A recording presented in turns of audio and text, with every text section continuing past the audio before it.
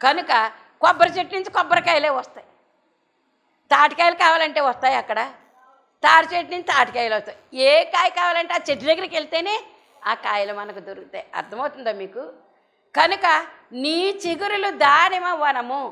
నువ్వు చేసే ప్రార్థనలన్నీ కూడా చిగురిస్తున్నాయి, ప్రతిఫలమిస్తున్నాయి, ఆత్మల రక్షణకు సిద్ధంగా ఉన్నాయి అనేటటువంటి మాట మనము అర్థం చేసుకోవాల్సినటువంటి వారమై ఉన్నాం.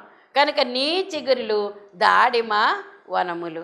అలాగే ఇప్పుడు సంఘం అని చెప్పాను కదా, ఒక కుటుంబం ఒక వనము, ఒక సంఘము ఒక వనము, ఒక సమాజము ఒక వనము. కనుక అందరూ కలిసి ఒక గుంపుగా ఉంటే కనుక అది ఒక వనము. అందులో చెట్లుంటాయి. వనం అంటే చెట్లుంటాయి, అవునా? ఒక్కొక్క వృక్షము నువ్వే నువ్వే నువ్వే నేనే, నేనొక వృక్షం, నువ్వొక వృక్షము. ఇవన్నీ కలిస్తే ఏమయ్యాయి? వనం అయ్యింది, తోట అయ్యింది. అర్థం చేసుకోండి. దాన్ని ఏమన్నారు తెలుసా? ఉద్యానవనము అన్నారు. ఉద్యానవనం వేరు, మళ్ళీని ఈ తోటలన్నీ వేరు. ఉద్యానవనం అంటే ఏంటో తెలుసా? ఒక పార్కు లాగా అనమాట. అది ఉద్యానవనములో ఆకులు సువాసన ఇస్తాయి, పువ్వులు సువాసన ఇస్తాయి, చెట్టు బెరడు కూడా సువాసన ఇస్తుంది. అర్థం చేసుకోండి, చెట్టు బెరడు కూడా సువాసన ఇస్తుంది. ఎక్కడైనా ఉన్నాయా మీకు అలా తెలిసినవి?